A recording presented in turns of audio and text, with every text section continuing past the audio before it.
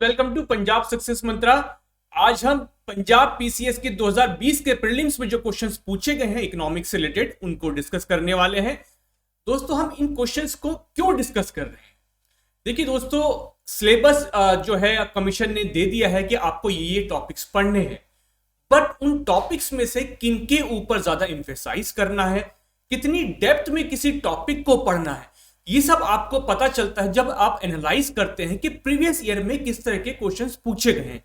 तो जो हमारा ऑब्जेक्टिव है इस सेशन का वो यही है कि हम देखें, एनालाइज करें 2020 का जो प्रीलिम्स का पेपर है और उससे हम एक आइडिया लगाएं कि किस तरह के क्वेश्चंस पूछे गए हैं, किन टॉपिक से ज्यादा क्वेश्चंस आए हैं। हम उन टॉपिक्स को हमें डिटेल में पढ़ना पड़ेगा, उन टॉपिक से किस तरह के क्वेश्चंस पूछे गए हैं, यानी कि कितनी डेप्थ में जाके किसी टॉपिक को स्टडी करना है हमें। तो हमारी जो ब्रेड्थ और डेप्थ है वो कौन बताता है? वो हमारे प्रीवियस ईयर क्वेश्चन पेपर से हमें पता चलता है जब हम उनको एनालाइज करते हैं। हमारा ऑब्जेक्टिव ये नहीं है कि हम बहुत ज्यादा आपको कंटेंट प्रोवाइड करें। कंटेंट तो आपको मिल ही जाएगा, जब आप स्टडी करेंगे तो वो कंटेंट आपके पास होगा, बट ये आइडिया लगाना कि नेक्स्ट ईयर के प्रीलिम्स के हिसाब से आज हमें किस तरह की प्रिपरेशन करनी है, अपनी प्रिपरेशन को किस डायरेक्शन में लेकर के जाना है, ये हम आज इस लेक्चर के थ्रू हम पता लगाएंगे कि इकोनॉमिक्स में कौन से ऐसे टॉपिक्स हैं जिन पर हमें खास फोकस करने की जरूरत है और उन टॉपिक्स को कितनी डेप्थ में जाके, कितनी डिटेल में जाके स्टडी करना है। तो चलिए दोस्तों, शुरुआत करते हैं। सबसे पहले एक बार सिलेबस पर नजर मार लेते हैं। ये प्रीलिम्स का आपका सिलेबस है। इंडियन इकोनॉमिक डेवलपमेंट, उसमें की economic policies, public sector dominance, bank nationalisation, ये सब लिखा हुआ है। 5 ईयर प्लान्स के बारे में, एलपीजी के बारे में, की policies, decisions and results, performance of Indian economy since 1991, इसमें आपका ग्रोथ रेट है, trade, fiscal and revenue deficits, commerce and balance of payments, inflation, growth of service sector etcetera.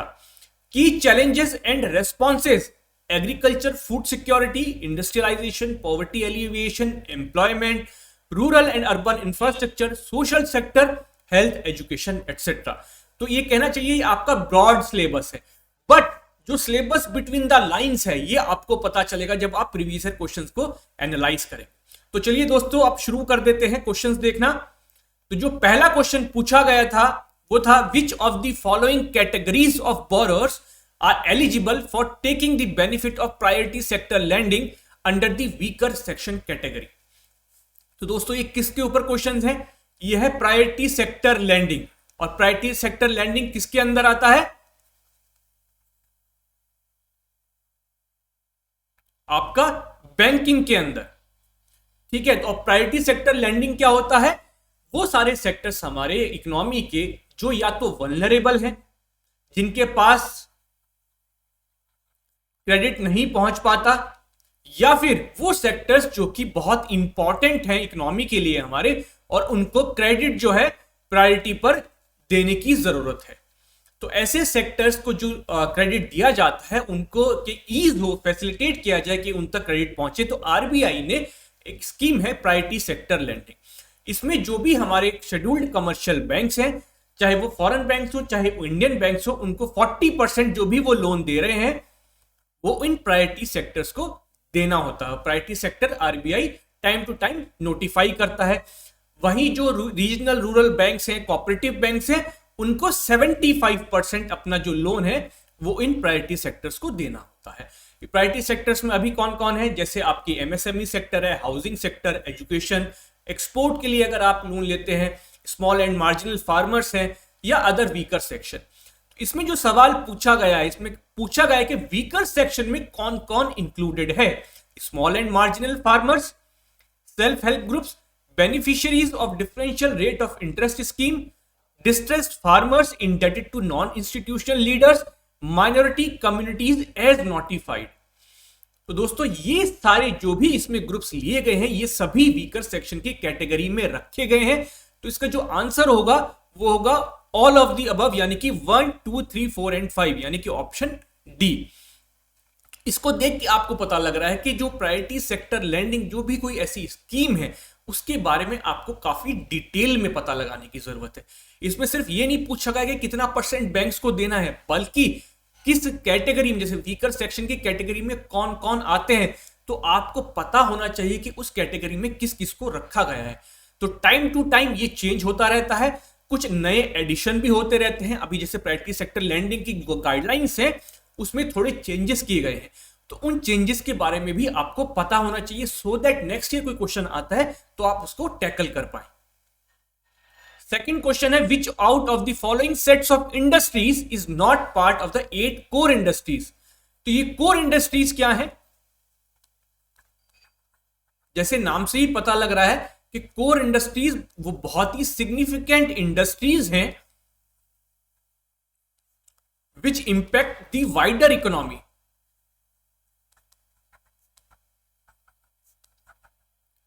और इसमें 8 इंडस्ट्रीज को रखा गया है। वो 8 इंडस्ट्रीज कौन कौन सी हैं? क्रूड ऑयल, नेचुरल गैस, कोल,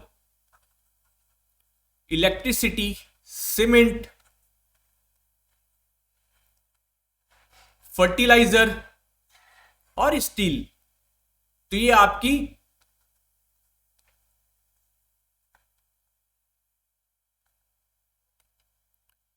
रिफाइनरी प्रोडक्ट्स, तो ये आपकी 8 कोर इंडस्ट्रीज हैं। तो इसमें अगर आप देखें ऑप्शंस में तो coal, crude oil, natural gas ये भी है, स्टील, सीमेंट, इलेक्ट्रिसिटी ये भी है, coal, natural gas and refinery products ये भी कोर इंडस्ट्रीज का पार्ट है। कौन नहीं है? Mining, metallurgical operation and pharmaceuticals. ये इंडस्ट्रीज जो हैं, जो ऑप्शन डी में दी गई हैं, they are not part of the 8 core industries. ये 8 core industries constitute 40% in index of industrial production. Industrial production को जो मेजर करता है, जो इंडेक्स है, इंडेक्स ऑफ इंडस्ट्रियल प्रोडक्शन, उसमें 40% हिस्सेदारी जो है इन 8 कोर इंडस्ट्रीज की होती है। Third question is which out of the following has been categorised as domestic systemically important bank as per the recent report of RBI. अब देखिए फिर से किससे सवाल है? ये बैंकिंग सेक्टर से रिलेटेड क्वेश्चन है। जो पिछला क्वेश्चन था वो किससे था? वो इंडस्ट्री से रिलेटेड था, ये बैंकिंग से रिलेटेड है। आरबीआई ने कुछ बैंक्स को कैटेगराइज किया है as domestic systemically important bank. इसका क्या मतलब है? इसका ये मतलब है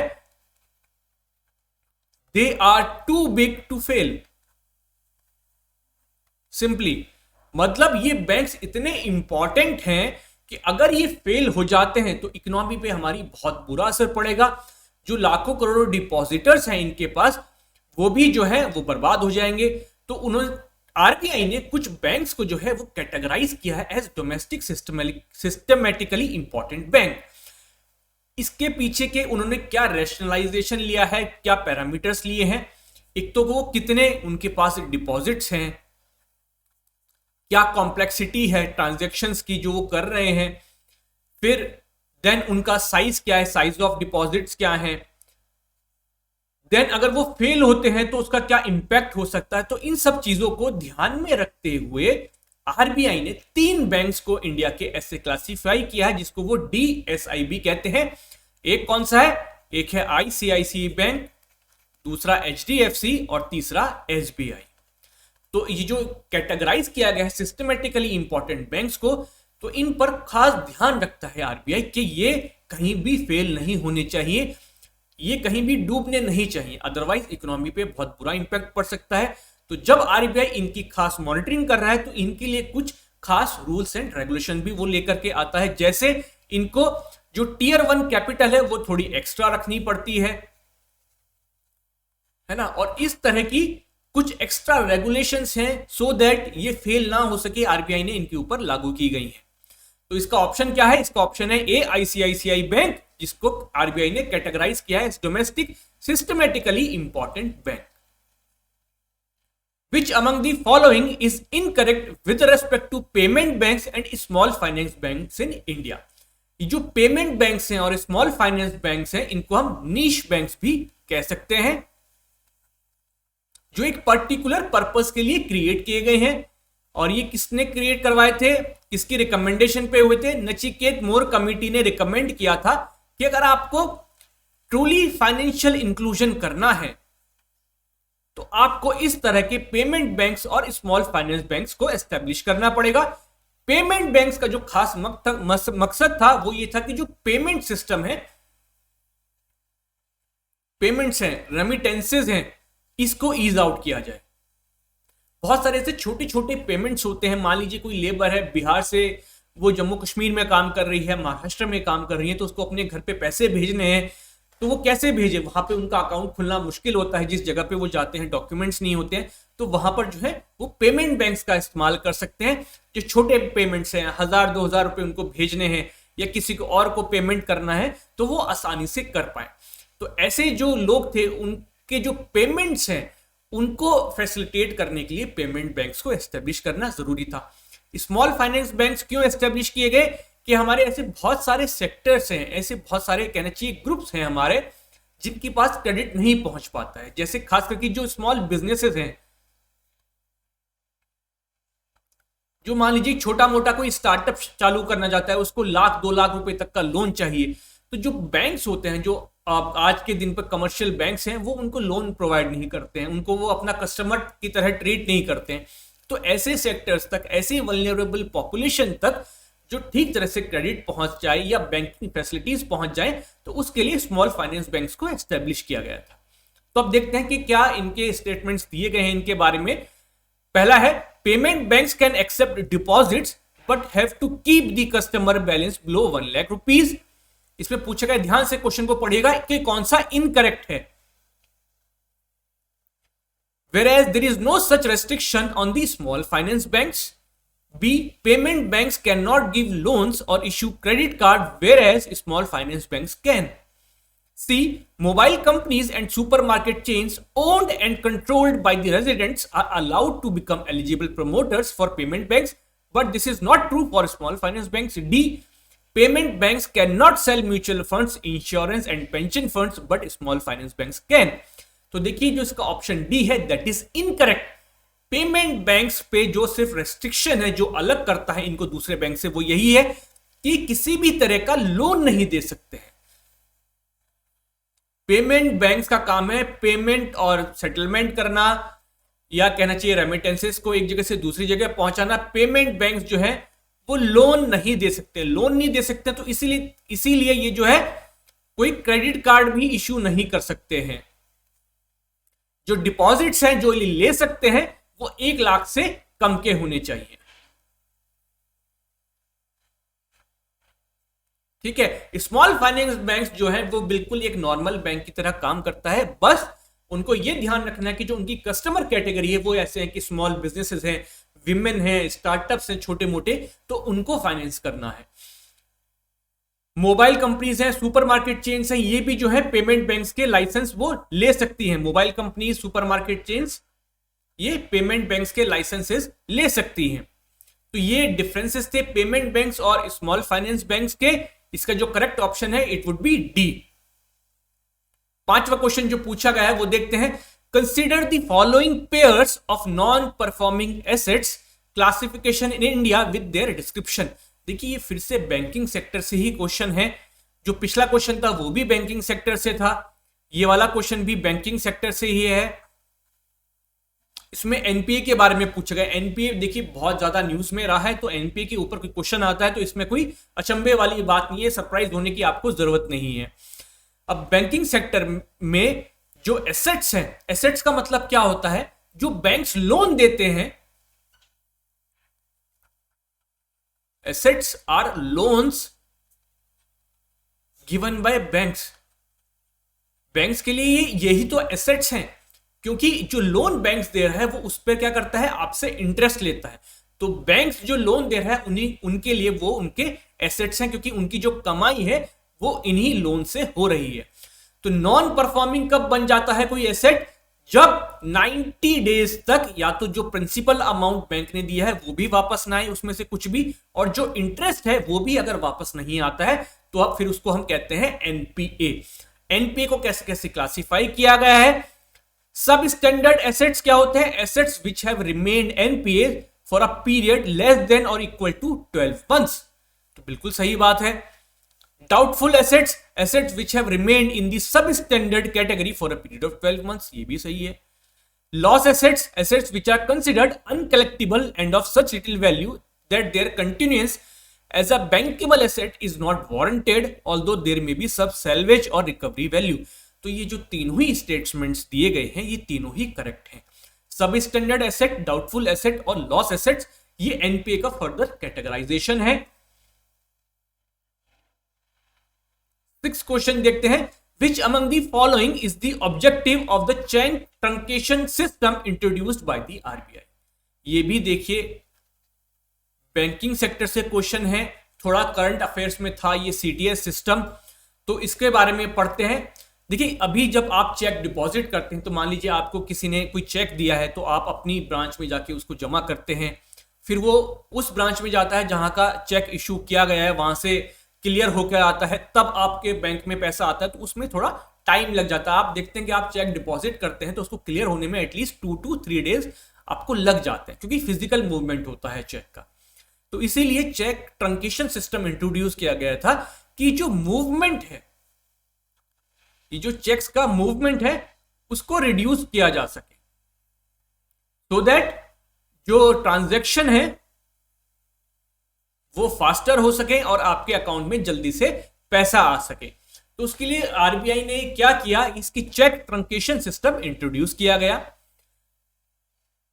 ए ऑप्शन पढ़ते हैं, to reduce the flow of cheques in circulation by replacing cheques with digital financial transaction. नहीं, डिजिटल फाइनेंशियल ट्रांजैक्शन ये ऐसा नहीं है। B, to discontinue the flow of physical cheques in the clearing process by transferring an electronic image of the check with essential MICR data। तो ये option आपका B correct है कि इस फ्लो को कैसे रोकता है, by transferring an electronic image of the check। जो चेक की इलेक्ट्रॉनिक इमेज है, जहां पर सब MICR कोड वगैरह दिया होता है, उसकी इलेक्ट्रॉनिक इमेज को वो भेजते हैं, रादर देन कि चेक फिजिकल फॉर्म में जाए, इलेक्ट्रॉनिक इमेज को उसकी ट्रांसफर कर दिया जाता है, सो दैट वो जो प्रोसेस है, जो टाइम था फिजिकल चेक के मूवमेंट में, वो रिड्यूस हो सके। इसीलिए इसको कहा गया है चेक ट्रंकेशन सिस्टम। ट्रंकेशन मतलब उसको कम कर देना, cheque truncation system. Electronic image को भेज दिया जाता है, फिर वो वहां से क्लियर हो जाता है और जो मूवमेंट है वो फास्टर हो जाता है ट्रांजैक्शन का। तो इसका correct option is B. 7th question क्या कहता है, which out of the following is the largest network of shared ATMs in India run by the National Payment Corporation of India। देखिए ये भी ले देकर के बैंकिंग सेक्टर से ही क्वेश्चन, अभी तक 7 में से 6 क्वेश्चन जो है आपके बैंकिंग सेक्टर से आए हैं। ऑप्शन क्या क्या दिए गए हैं, national financial system, national financial switch, national electronic financial system और नेशनल पेमेंट सिस्टम। तो इसका जो करेक्ट ऑप्शन है वो है B, national financial switch is the largest network of shared ATMs in India run by the NPCI। NPCI क्या है, wholly owned subsidiary है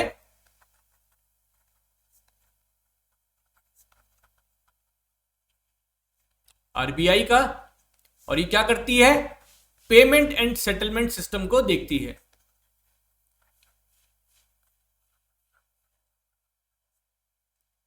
नेशनल फाइनेंशियल स्विच, थोड़ा सा एक्सप्लेनेशन इसमें जरूरी है।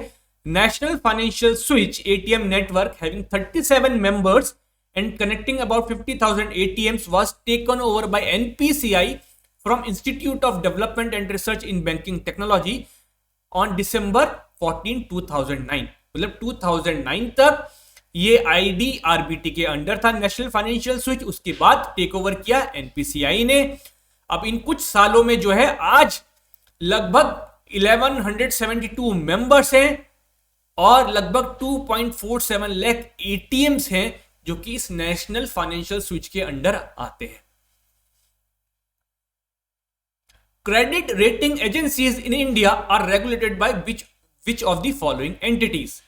क्रेडिट रेटिंग एजेंसीज क्या होती हैं, देखिए जब आप लोन लेने जाते हैं बैंक से, तो बैंक क्या पूछता है कि आपका जैसे क्रेडिट स्कोर होता है ना, क्रेडिट स्कोर देखता है तो आपको वो बताता है कि भाई आपको इतना ही लोन मिल सकता है और इस इंटरेस्ट रेट पर मिल सकता है, साथ में वो आपसे कुछ मॉर्टगेज भी करवाता है। तो जो आपका वो क्रेडिट स्कोर है वही क्या है, वो आपकी एक तरह से क्रेडिट रेटिंग ही है ना। इसी तरह जब कंपनीज होती हैं वो बैंक्स के पास जाती हैं लोन लेने के लिए, तो अब जैसे बड़ी बड़ी कंपनीज हैं, छोटी मोटी कंपनीज हैं, अब बैंक्स तो हर एक के बारे में नहीं जानता है है ना, या वो कैसे स्टडी करे उनके जो फाइनेंशियल है, उनके जो अकाउंट्स हैं, कि कैसे वो डिसाइड करे कि इसको लोन देना चाहिए नहीं देना चाहिए। तो उसके लिए कौन आती है आगे, वो होती है क्रेडिट रेटिंग एजेंसीज, जो कि स्टडी करती हैं कंपनीज के फाइनेंशियल्स को, उनके अकाउंट्स को, और वो फिर उनको एक रेटिंग देती है। वो रेटिंग क्या होती है, वो रेटिंग ये बताती है कि इस कंपनी को लोन देने में या क्रेडिट देने में कितना रिस्क इन्वॉल्व है। इसीलिए इनको कहा जाता है क्रेडिट रेटिंग एजेंसीज, जो रेट करती हैं कंपनीज को किस मापदंड पे कि इनको अगर लोन दिया गया तो क्या ये लोन चुका पाने की स्थिति में है, क्या वापस आ पाएगा, कितना रिस्क इन्वॉल्व है। तो जो इनकी क्रेडिट रेटिंग होती है किसी कंपनी की, उसके हिसाब से उनको मार्केट से लोन मिलता है। तो इन क्रेडिट रेटिंग एजेंसीज को कौन रेगुलेट करता है इंडिया में, इनको सेबी रेगुलेट करता है, securities and exchange board of India. Next question देखते हैं, which of the following statements is incorrect with respect to TREDS। TREDS क्या है, trade receivable e discounting system. अब इसमें भी क्वेश्चन को ध्यान से पढ़िएगा हमेशा, इसमें भी इनकरेक्ट पूछा गया है। देखिए दोस्तों, जैसे हमारे MSME सेक्टर है, तो ये इनके पास हमेशा फाइनेंशियल क्रंच होता है, ये अपना माल सप्लाई करते हैं, तो इनको जनरली ऐसा होता है कि माल ये सप्लाई कर देते हैं, सेल आउट कर देते हैं, बट जो पेमेंट है इनका वो थोड़े टाइम बाद मिलता है, इनको तुरंत नहीं मिल पाता है। लेकिन उनको अपनी वर्किंग कैपिटल चाहिए होती है, अगर अपनी फैक्ट्री चलानी है तो पैसा तो चाहिए उसको, तब वो पैसा कहां से लिया जाए, क्योंकि पेमेंट तो उनको महीने 2 महीने बाद होनी है। तो वो सरकार ने एक सिस्टम बनाया है, ट्रेड रिसीवेबल्स ई डिस्काउंटिंग सिस्टम, ट्रेड, जिससे उनको वो वर्किंग कैपिटल मिल सके। ट्रेड रिसीवेबल क्या होता है, ट्रेड रिसीवेबल्स इज जो पेमेंट किसी फैक्ट्री को आना है, क्योंकि उन्होंने माल बेचा है, जो अमाउंट उनको रिसीव होने वाला है, amount to be received in the near future, क्योंकि उन्होंने माल सप्लाई किया है तो उनको पेमेंट मिलेगा उसके बदले में, तो इसलिए उसको कहा गया है ट्रेड रिसीवेबल, जो वो रिसीव करेंगे payment in the near future, है ना। ई डिस्काउंटिंग सिस्टम, अब ये किस तरह से हेल्प करता है कंपनीज को। सबसे पहला ऑप्शन तो हमने देख लिया कि ट्रेड रिलेटेड डिस्काउंटिंग सिस्टम है, it is an initiative of RBI। Its aim is to help cash starved micro small and medium enterprises promptly encash receivables. तो अब क्या करेंगी ये कंपनीज जो है वो बैंक्स के पास जा सकती हैं, ये दिखा सकती हैं, वो अपना बिल दिखा सकती हैं कि देखिए हमने 1 करोड़ रुपए का माल जो है वो बेचा है, हमें 1 महीने बाद पेमेंट हो जाएगी। अभी आप क्या कर सकते हैं, आप हमें जो है इस 1 करोड़ के बदले में, बैंक्स क्या करेंगे, अच्छा ठीक है आपको 1 करोड़ रुपए मिलने वाला है ना आपको 2 महीने बाद, अभी हम आपको 1 करोड़ रुपए तो नहीं दे सकते, हम आपको 60 लाख रुपीस दे सकते हैं। तो बैंक ने क्या किया, उसकी डिस्काउंटिंग कर दी उस बिल की, इसको कहते हैं डिस्काउंटिंग। मान लीजिए 100 रुपीज का बिल था, तो उसमें डिस्काउंट करके उन्होंने क्या किया, 60 रुपीज दे दिया, क्योंकि बैंक के पास रिस्क भी है कि अगर कल के दिन को उसके पास वो 1 करोड़ रुपया नहीं आया तो क्या होगा। तो इसलिए बैंक्स जो जनरली है उसको डिस्काउंट करके लेते हैं, और फ्यूचर वैल्यू भी वो देखते हैं कि फ्यूचर में इसको 1 करोड़ रुपए मिलेगा, तो आज कितनी वैल्यू है, कितना रिस्क इन्वॉल्व है, उसके हिसाब से जो है वो पैसा देते हैं। तो मान लीजिए उन्होंने 1 करोड़ के बदले 60 लाख मिल गया, तो अब क्या हुआ, उस MSME को एटलीस्ट इतना तो फायदा हो गया कि वो जो है अपनी वर्किंग कैपिटल उसको मिल गई, वो अपना फैक्ट्री जो है वो ढंग से चला सकता है। तो ये सिस्टम है। It is an online bill discounting platform that enables discounting of invoices, bills of exchange of MSME sellers against large corporates, including government departments and PSEs through an auction mechanism at competitive market rates। तो ये statement इनका गलत है। उसमें किसी भी तरह का बिल हो, चाहे वो लार्ज कॉर्पोरेट्स के अगेंस्ट में हो, चाहे वो स्मॉल कॉर्पोरेट्स के अगेंस्ट में हो, डिपार्टमेंट्स हैं, पब्लिक सेक्टर एंटरप्राइजेस, सभी के अगेंस्ट में जो है इसको अपने इनवॉइसेज जो हैं, जो बिल्स हैं, उनको डिस्काउंट करवा सकता है और ऑक्शन मैकेनिज्म के थ्रू होता है। तो इससे फायदा क्या हुआ कि MSME सेक्टर को एटलीस्ट जो उनको क्रेडिट चाहिए होता है वो मिल जाता है। 10th question, startups registered with the department of industrial policy and promotion of the government of India are exempted from the payment of the angel tax with condition this tax refers to। तो देखिए ये question भी किससे related है, आपका industry वाले section. अभी तक जितने क्वेश्चन देखे या तो वो इंडस्ट्री से हैं, एक दो क्वेश्चन जो देखे, या फिर वो बैंकिंग सेक्टर से थे। एंजल टैक्स की बात करते हैं। एंजल क्या होता है, इन जनरल के परी फरिश्ता, है ना, जिन्होंने आके आपकी बहुत मदद करी हो। तो एंजल टैक्स क्या था, जब स्टार्टअप्स होती हैं तो शुरू में क्या होता है, उनको पैसा चाहिए रहता है, और पैसा जो बैंक्स हैं वो इतने कहना चाहिए फोर्थ कमिंग नहीं होते हैं कि वो उनमें पैसा लगाएं, क्योंकि स्टार्टअप्स किस पे बेस्ड होते हैं, स्टार्टअप्स के पास आइडिया होता है, उस आइडिया को वो कमर्शियलाइज करना चाहते हैं, उस कमर्शियलाइजेशन के लिए उनको फाइनेंस चाहिए रहता है। बट क्योंकि बैंक्स की इतनी कैपेबिलिटी नहीं है कि वो देख पाए कि कल के दिन को ये प्रोजेक्ट जो है वो सक्सेसफुल हो पाएगा नहीं हो पाएगा, इसलिए बैंक्स जो है वो बहुत ज्यादा लोन्स नहीं देते हैं स्टार्टअप्स को। तो ऐसे कुछ इन्वेस्टर्स होते हैं जिनको हम कहते हैं एंजल इन्वेस्टर्स। ये एंजल इन्वेस्टर्स कौन हो सकते हैं, कुछ कहना चाहिए इंडिविजुअल्स भी हो सकते हैं, कोई बड़ा बिजनेसमैन भी हो सकता है। जैसे रतन टाटा जो है वो बहुत सारे स्टार्टअप्स में पैसा लगाते हैं, तो रतन टाटा क्या हुए, एक एंजल इन्वेस्टर हुए, है ना।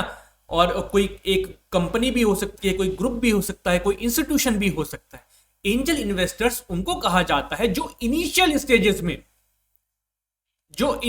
स्टेजेस में पैसा लगाते हैं। इनिशियल स्टेजेस जो होती हैं स्टार्टअप्स की, उसमें जब वो फाइनेंस प्रोवाइड करते हैं तो उनको क्या कहा जाता है, उनको एंजल इन्वेस्टर्स कहा जाता है। ठीक है, तो एंजल इन्वेस्टर्स, मान लीजिए कोई स्टार्टअप है और किसी एंजल इन्वेस्टर ने उसमें 50 करोड़ रुपीस डाल दी है। अब जो टैक्स अथॉरिटीज हैं वो क्या देखती हैं कि जनरली किसी कंपनी पे जब उनको टैक्सेशन करना होता है, किसी स्टार्टअप पर टैक्सेशन करना होता है, तो वो क्या करते थे कि उस स्टार्टअप के पास कितने एसेट्स हैं, या ये कितना प्रोड्यूस कर रहा है, या इसकी कितनी इनकम है, इस हिसाब से वो टैक्स लगाते थे। तो जब कोई इन्वेस्टर इन्वेस्ट कर रहा है, मान लीजिए उसने 50 करोड़ का इन्वेस्ट कर दिया, बट जो स्टार्टअप था उसके पास सिर्फ 1 करोड़ या 2 करोड़ रुपए के कहना चाहिए एसेट्स थे, या जो उसकी इनकम थी फ्रॉम अदर सोर्सेज जो अपने प्रोडक्शन कर रहा था वो 50 करोड़ के बराबर नहीं थी। तो जो हमारा इनकम टैक्स डिपार्टमेंट है वो कहता है कि भाई ये तो इसकी वैल्यूएशन के हिसाब से ज्यादा है, कि जो इस कंपनी की आज वैल्यूएशन है वो तो 50 करोड़ की नहीं है, वो तो ज्यादा है। तो अब इस इन्वेस्टर ने इस पे इन्वेस्ट किया है तो ये तो इसके लिए इनकम हो गया, क्योंकि इतनी तो इसकी वैल्यूएशन ही नहीं थी। तो जो भी इसकी एक्स्ट्रा वैल्यूएशन है उसको आपको टैक्स देना पड़ेगा। तो ये था एंजल टैक्स, इस पे बहुत विवाद हुआ। स्टार्टअप्स ने कहा कि ये तो आइडिया के ऊपर काम होता है, आज जो हम पैसा ले रहे हैं ये हमारे एसेट्स के बेस पर नहीं हो रहा है, बल्कि हमें पैसा किसके बेस पर मिल रहा है, हमारे आइडिया के ऊपर मिल रहा है। और जब ये हमारा आइडिया कमर्शियलाइज होगा तब हमारे पास एसेट्स आएंगे, तब हमारा प्रोडक्शन इंप्रूव होगा। तो अगर आप पहले से हमारे ऊपर टैक्स लगा देंगे तो इस टैक्स से हमारा नुकसान हो रहा है, जो पैसा हमें मिलना चाहिए था वो नहीं मिल रहा है। ये तो हमारे लिए आज कॉस्ट है कि जो इन्वेस्टर इन्वेस्ट कर रहा है वो हमारे आइडिया के ऊपर इन्वेस्ट कर रहा है, ना कि हमारे एसेट्स के ऊपर। तो फिर सरकार ने बाद में जो है इसको विड्रॉ भी किया है। तो ये एंजल टैक्स क्या है, it is a tax payable on the capital raised by unlisted companies via issuance of shares where the share price is seen in excess of fair market value of shares sold। जो मैंने अभी बताया आपको कि जो income tax department है उसको ऐसा लगता है कि जो इसकी वैल्यूएशन है आज के दिन पे उससे ज्यादा पैसा इसमें इन्वेस्ट हुआ है, तो जो भी एक्स्ट्रा पैसा इन्वेस्ट हुआ है उस पर वो टैक्स लगा देते थे। तो इसलिए जो का करेक्ट ऑप्शन है that is option C. Usual principal status, usual subsidiary status, usual principal and subsidiary status approaches are used in the measurement of, they are used in the measurement of unemployment। ये सारी किससे related है, unemployment से related terms हैं। तो ये question किससे हुआ, ये आपका एम्प्लॉयमेंट एंड अनएम्प्लॉयमेंट, या फिर आप कह लीजिए कि जो भी चैलेंजेस हैं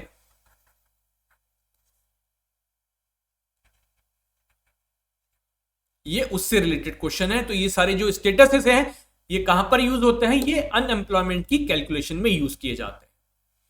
question number 12, India has seen constantly negotiating for an expansion in the trade in services via mode 4 as defined under the GATS. GATS is general agreement on trade in services. Consider the following pairings regarding different mode of services under GATS of the WTO। देखिए जो WTO है, WTO के दो major agreements क्या है, general agreement on tariff and trade और दूसरा है general agreement on trade in services.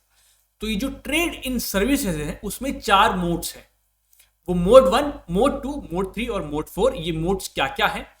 Mode 1 में क्या होता है, cross border supply of services. जैसे फॉर एग्जांपल कि मान लीजिए यहां पर कोई मैं ऑनलाइन लेक्चर दे रहा हूं, तो इस ऑनलाइन लेक्चर की क्या हुआ, एक एजुकेशन सर्विस है। तो इस एजुकेशन सर्विस को अगर इंग्लैंड में या यूएसए या कनाडा में जो है कोई और अगर मैं किसी को सप्लाई कर रहा हूं, तो ये क्या हुआ, क्रॉस बॉर्डर सप्लाई हो गया सर्विसेज का।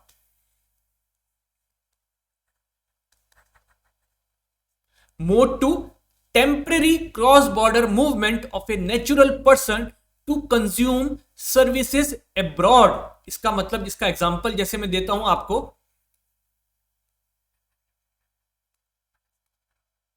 जैसे इंडिया में अफगानिस्तान है, बांग्लादेश है, जो हमारी नेबरिंग कंट्रीज हैं, बहुत सारे लोग जो हैं इंडिया में आते हैं अपनी सर्जरी के लिए, किसी बीमारी का इलाज करवाने के लिए, तो वो टेम्पररी इंडिया में आते हैं, हमारी जो मेडिकल सर्विसेज है उसको कंज्यूम करते हैं और वो वापस चले जाते हैं।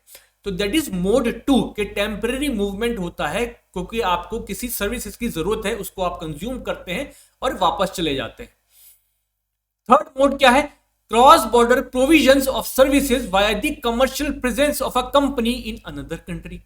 तो मान लीजिए कोई फाइनेंशियल या कोई लीगल सर्विस की कंपनी है, कोई मान लीजिए बहुत बड़ी लॉ फर्म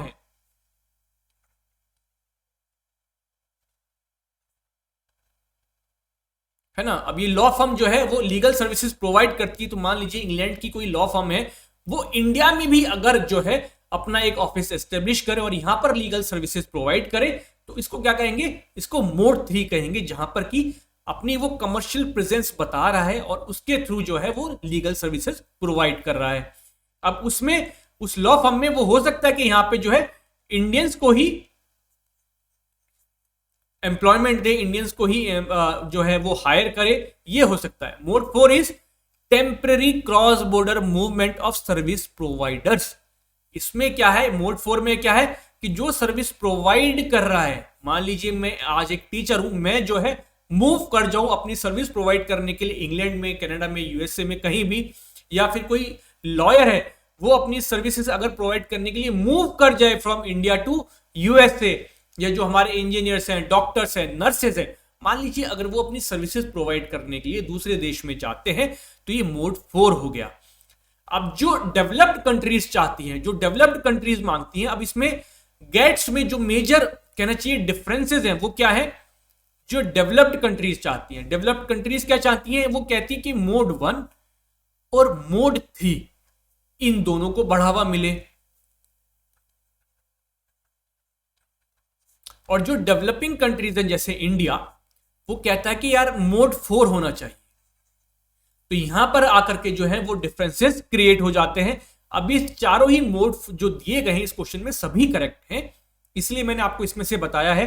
तो developed countries are more willing to negotiate on mode 1 and mode 3, while developing countries चाहती हैं कि मोड 4 हो। जैसे इंडिया एक कहने चाहिए सर्विसेज में एक लीडर है इंडिया, तो वो चाहता है कि जो उसके जो सर्विस प्रोवाइडर्स है वो मूव करें across the border. Question number 13, which among the following are sources of non tax revenue receipts for the union government. ये किससे रिलेटेड हो गया, आपके जो भी डेफिसिट्स हैं या कहना चाहिए बजट रिलेटेड है, ये उससे क्वेश्चन पूछा गया है। तो non tax revenue receipts, revenue receipts क्या होती है, जो कि आपको बार बार आपको मिलता है।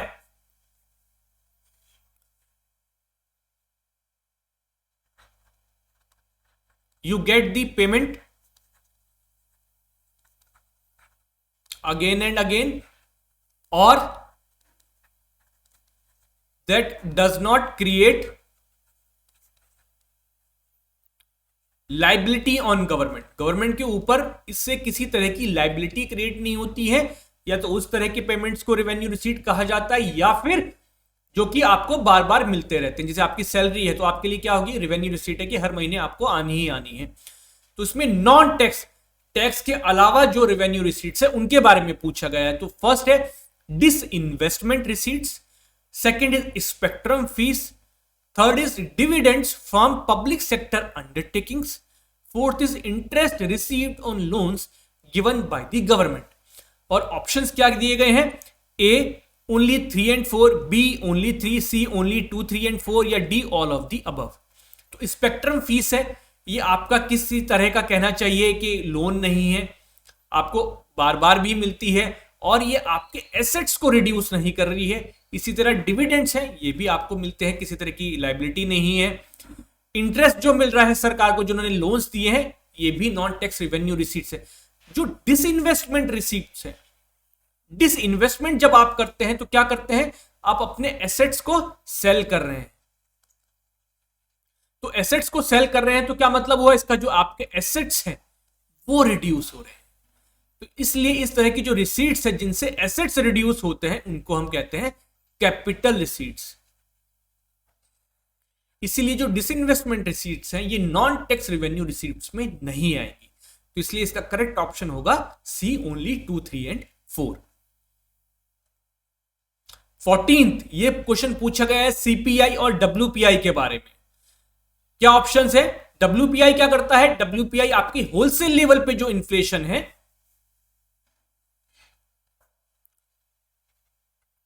होलसेल लेवल पर इन्फ्लेशन को मेजर करता है.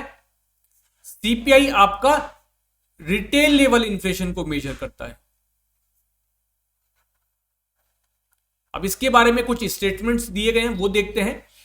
The WPI is calculated for only goods and CPI is calculated for both goods and services. बिल्कुल सही बात है. सीपीआई जो है सिर्फ गुड्स के लिए कैलकुलेट होता है, डब्ल्यूपीआई और सीपीआई दोनों ही इन्वॉल्व होते हैं, गुड्स भी और सर्विसेज भी. डब्ल्यूपीआई में कितने गुड्स हैं? 697 गुड्स इसमें इन्वॉल्व हैं. और 3 मेजर कैटेगरीज में इसको आप क्लासिफाई कर सकते हैं. मैन्युफैक्चर्ड आइटम्स, प्राइमरी आर्टिकल्स और तीसरा fuel and power. Second option is WPI is published by the Office of Economic Advisor in the Ministry of Commerce and Industry, while the CPI is published by the Central Statistical Office. ये statement भी correct है. WPI office of economic adviser publish करता है ministry of commerce में. CPI CSO यानी कि central statistical office या फिर जो इसका नया नाम है नेशनल स्टैटिस्टिकल ऑर्गेनाइजेशन, वो पब्लिश करता है. CPI में एक जो इंफॉर्मेशन मैं आपको देना चाहता हूं कि CPI में जो भी गुड्स एंड सर्विसेज इन्वॉल्व हैं उसमें उसको आप क्लासिफाई कर सकते हैं इनटू 6 कंपोनेंट्स, 6 मेजर ग्रुप्स, जैसे food, housing, fuel and light, clothing and footwear, पान, टोबैको, इंटॉक्सिकेंट्स और मिसलेनियस. तो ये 6 कैटेगरीज हैं जिसको कि आप ग्रुप कर सकते हैं जो भी आइटम्स हैं सीपीआई में. थर्ड स्टेटमेंट क्या है? The WPI is published on a weekly basis for primary articles and fuel and power and is published monthly for the rest of the items where CPI is released on a monthly basis.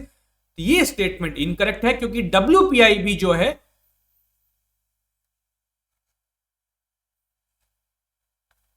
WPI है ये भी weekly basis पर नहीं बल्कि monthly basis पर ही publish होता है और CPI is release on a monthly basis. That is correct. तो ये जो थर्ड ऑप्शन है that is incorrect. Fourth option क्या है? The WPI measures inflation in the initial stages of supply chain whereas CPI measures inflation in the later stages of supply chain. जैसे अभी बताया कि सीपीआई क्या करता है, वो रिटेल लेवल पर देख रहा है, कंज्यूमर लेवल पर, तो वो लेटर स्टेजेस में आएगा ट्रांजैक्शन की या सप्लाई चेन की. जबकि जो डब्ल्यूपीआई है वो किस पर मेजर कर रहा है? होलसेल लेवल पर. ये जो फर्स्ट बल्क स्टेज जो है ट्रांजैक्शन का उस पर देखते हैं. तो फोर्थ जो ऑप्शन है दैट इज ऑल्सो करेक्ट. तो 1, 2 और 4 आर करेक्ट. तो option should be C. 15th question क्या है? Commission for agriculture cost and prices CACP submit its recommendation for MSPs of agricultural commodities in the form of price policy reports. Consider the following statements. तो ये CACP के बारे में पूछा गया है। किससे रिलेटेड क्वेश्चन है? ये एग्रीकल्चर से रिलेटेड क्वेश्चन है। ये आपके इस बार के लिए भी बहुत इंपॉर्टेंट है। तो एमएसपी के बारे में, सीएसीपी के बारे में, एग्रीकल्चर मार्केटिंग के बारे में, मंडीज के बारे में, है ना, ये जो भी एग्रीकल्चरल एक्ट्स थे, इन सब के बारे में इंफॉर्मेशन रखना बहुत जरूरी है, क्योंकि इतना आंदोलन हुआ है, सरकार ने विड्रॉ किया है, तो इस एग्रीकल्चर मार्केटिंग के बारे में आपको एक डिटेल्ड नॉलेज की जरूरत है। फर्स्ट स्टेटमेंट क्या है? CACP is a statutory body formed under the agriculture price commission act. तो ये statement is incorrect because CACP क्या है? एक अटैच्ड ऑफिस की तरह काम करता है of ministry of agriculture. Currently, MSP is devoid of any legal backing except for sugarcane to some extent। ये स्टेटमेंट जो है करेक्ट है, क्योंकि एमएसपी की अभी तक लीगल बैकिंग नहीं है, और इसीलिए जो किसान है वो डिमांड कर रहे हैं कि एमएसपी को भी एक लीगल बैकिंग दी जाए। शुगर केन में कुछ एक्सटेंट तक है, क्योंकि शुगर केन में क्या है कि जो एसेंशियल कमोडिटीज एक्ट है उसमें कुछ ऐसे प्रोविजंस हैं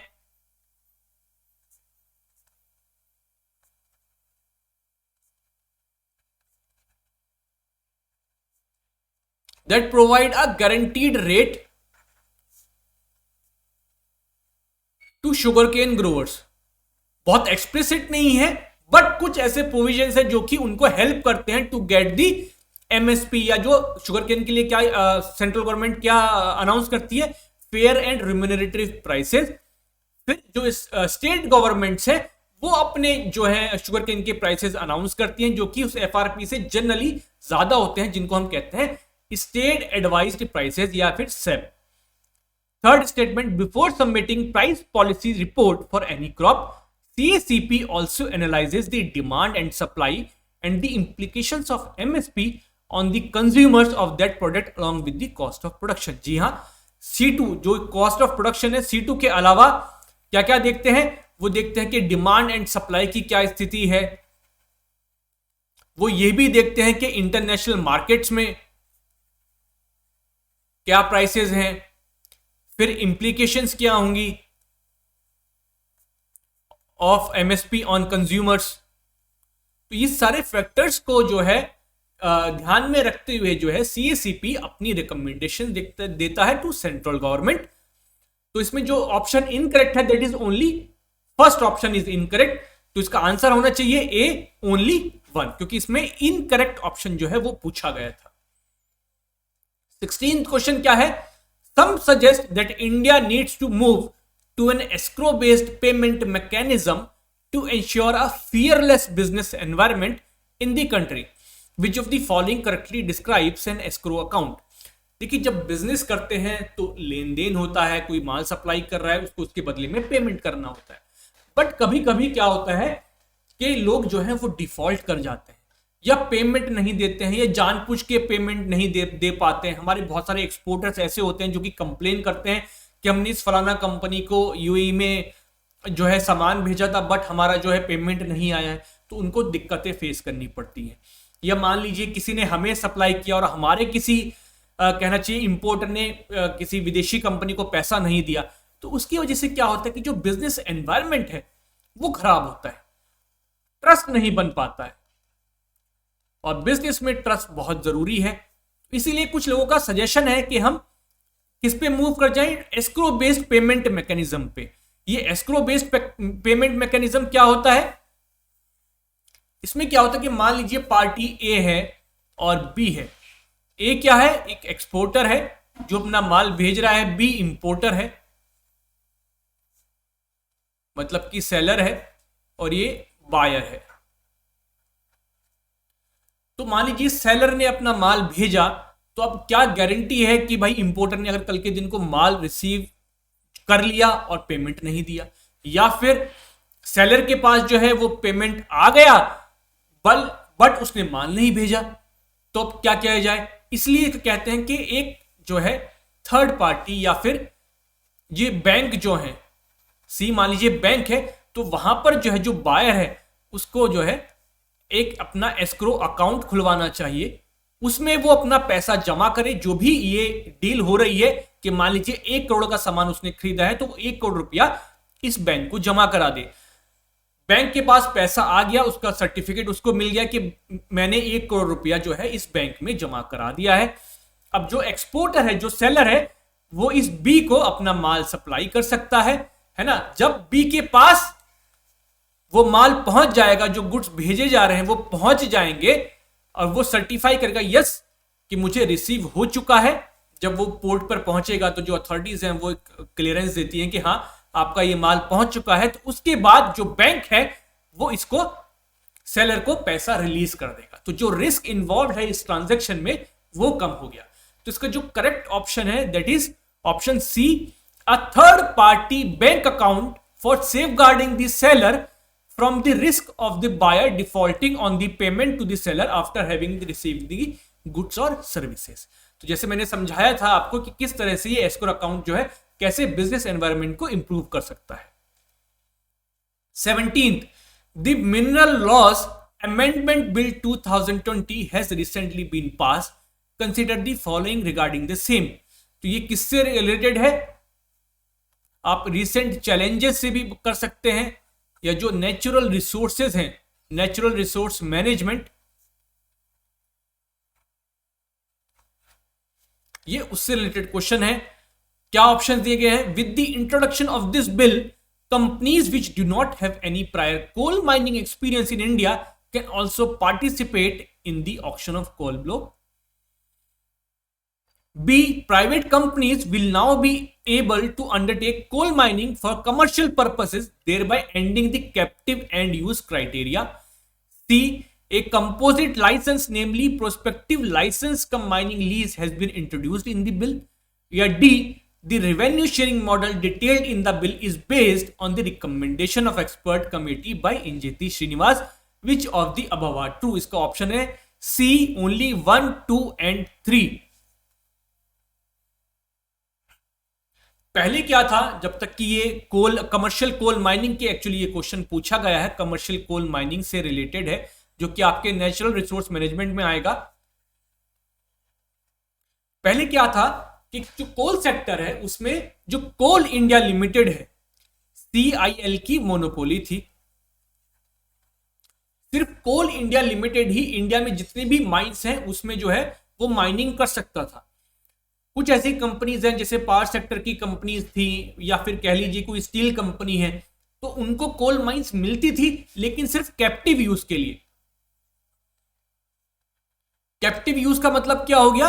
जो भी उनको यूज इन हाउस खर्चा है, मान लीजिए कि उनको कुछ स्टील कंपनी है, उनको एक पर्टिकुलर अमाउंट ऑफ कोल चाहिए, तो वो कोल जितना उनको यूज लगेगा उस स्टील को बनाने में उतना ही कोल जो है वो माइन कर सकती थी, वो उनको बेच नहीं सकती थी, कमर्शियल माइनिंग नहीं कर सकती थी। तो पहले सिर्फ कैप्टिव यूसेजेस के लिए जो है वो लाइसेंस मिलते थे कंपनीज को, कमर्शियल यूज के लिए सिर्फ कोल इंडिया लिमिटेड की मोनोपोली थी। अब इस बिल के आने के बाद जो है प्राइवेट कंपनीज भी कमर्शियल माइनिंग कर सकती हैं कोल की।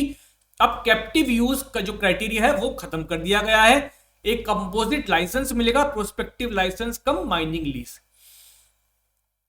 जो डी ऑप्शन है that is incorrect. 18th question क्या पूछ रहा है? Consider the following pairings of the names government initiated portals and the area और industry with which they are associated. तो ये क्वेश्चन भी फिर से आपके किस उस पर बेस्ड है? इंडस्ट्री के ऊपर बेस्ड है। क्या पूछा गया है? पहला जो एक कहना चाहिए गवर्नमेंट की स्कीम है वो क्या है? संबंध। और ये संबंध किससे रिलेटेड है? ये MSME से ही रिलेटेड है। इस स्कीम का नाम है MSME संबंध। MSMEs के लिए बनाया गया था कि कैसे वो कनेक्ट कर पाए डिपार्टमेंट, जो गवर्नमेंट डिपार्टमेंट्स हैं या जो कंपनीज हैं उनसे। प्रकाश पोर्टल कोल इंडस्ट्री से रिलेटेड है। Third, government e market place या फिर जेम। अब गवर्नमेंट जो भी प्रोक्योरमेंट हो रहा है, जो भी डिपार्टमेंट है, पब्लिक सेक्टर एंटरप्राइजेज हैं, जो भी वो प्रोक्योरमेंट कर रही हैं वो अब जेम पोर्टल के थ्रू कर रही है। इसकी वजह से अब काफी ट्रांसपेरेंसी जो है गवर्नमेंट प्रोक्योरमेंट में आई है। ई नैम पोर्टल, ये आप सभी लोगों को पता होगा। नैम क्या है? National agricultural market. E NAM portal क्या है? ये एग्रीकल्चर से रिलेटेड है। तो जो सारी पेयरिंग्स हैं वो सही सही दी गई है। Consider the following statement with respect to export preparedness index. तो ये एक्सपोर्ट प्रिपेयर्डनेस इंडेक्स जो है वो आप कह सकते हैं कि करंट अफेयर्स जो है इकोनॉमी के उससे भी रिलेटेड कह सकते हैं, और साथ ही साथ जो आपका इंडस्ट्री है या ट्रेड है ये उससे भी कहीं ना कहीं रिलेटेड है। तो इस एक्सपोर्ट प्रिपेयर्डनेस इंडेक्स के बारे में जो आपसे कुछ स्टेटमेंट्स दिए गए हैं, it was published by the NITI Aayog in partnership with institute of competitiveness. तो ये statement is correct. NITI Aayog ने पब्लिश किया था इसको in partnership with institute of competitiveness. Second statement, it examines the export ecosystem of Indian states and union territories. बिल्कुल सही बात है। एक्सपोर्ट प्रिपेयर्डनेस में वो यही बता रहे हैं कि किस स्टेट की कितनी अच्छी तैयारी है या कितना अच्छा उनके पास इंफ्रास्ट्रक्चर है कि वो अपना माल एक्सपोर्ट कर पाए। तो जो एक्सपोर्ट इकोसिस्टम है उसी को उन्होंने एग्जामिन किया है। Policy, business ecosystem, export ecosystem and export performance are the 4 pillars of the export preparedness index. इस एक्सपोर्ट प्रिपेयर्डनेस इंडेक्स के 4 पिलर कौन से हैं? पॉलिसी कैसी है उस स्टेट की, बिजनेस इकोसिस्टम कैसा है, एक्सपोर्ट इकोसिस्टम कैसा है, और एक्सपोर्ट परफॉर्मेंस किस तरह का है। फोर्थ स्टेटमेंट क्या कह रहा है? Gujarat emerged as the top performing state in the coastal states category followed by Kerala and Tamil Nadu. Fifth कह रहा है, in the category of landlocked states and city states, Himachal Pradesh and Delhi are the top performing states respectively.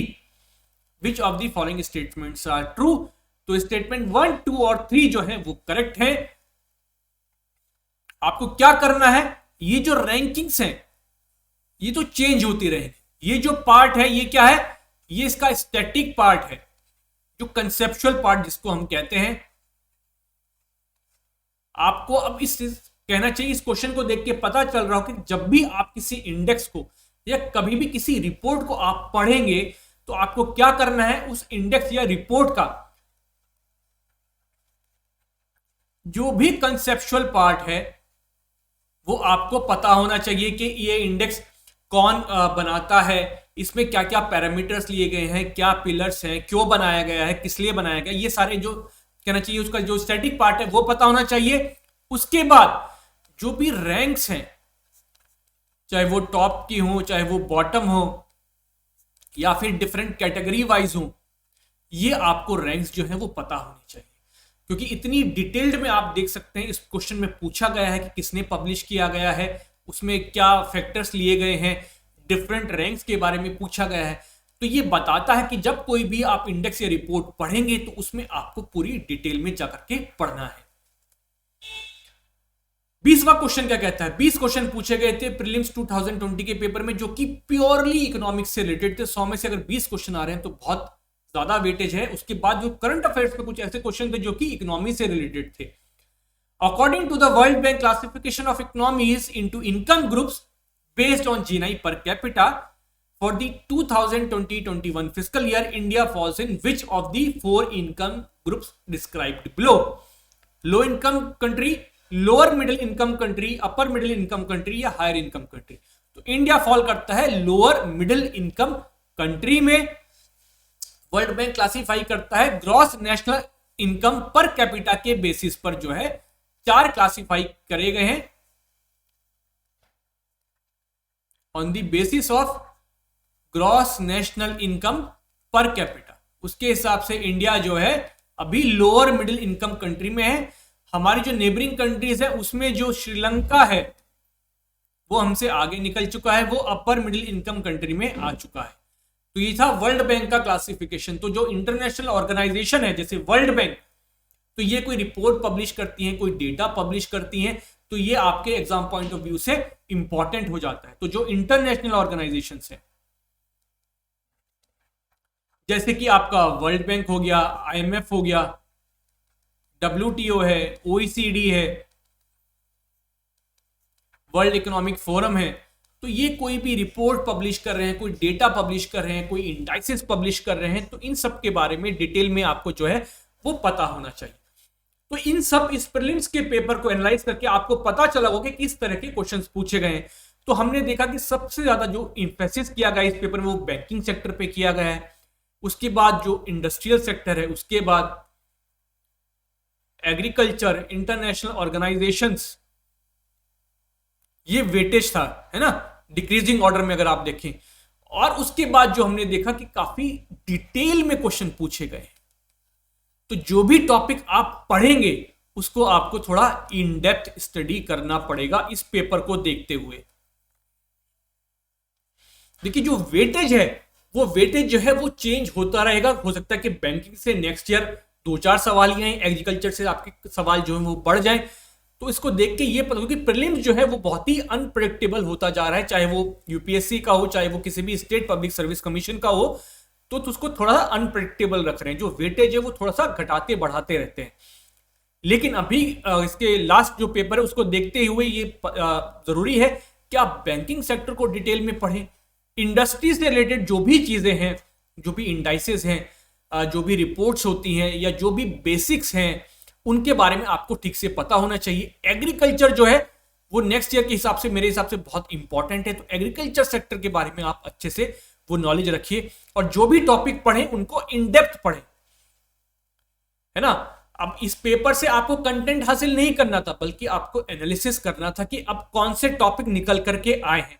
अब हम और जो previous year paper से अभी next lectures में डिस्कस करेंगे 2018 और उससे पहले के पेपर्स को, तो आपको एक फेयर अमाउंट ऑफ आइडिया लग जाएगा कि वो कौन से ऐसे टॉपिक्स हैं जिनसे बार बार क्वेश्चंस पूछे जा रहे हैं और ज्यादा क्वेश्चंस पूछे जा रहे हैं। अभी इस पेपर को देखते हुए हमने क्लासिफाई किया कि बैंकिंग सेक्टर, इंडस्ट्री सेक्टर जो है वो मेजर फोकस रहे इस पेपर में और काफी इन डेप्थ क्वेश्चन जो है वो पूछे गए। Thank you so much friends, फिर से मिलेंगे नेक्स्ट लेक्चर में और वहां पर हम 2018 से जो इकोनॉमिक्स से क्वेश्चन पूछे गए उनको डिस्कस करेंगे, सो दैट आपकी प्रिपरेशन को एक सही डायरेक्शन मिल सके। Thank you so much.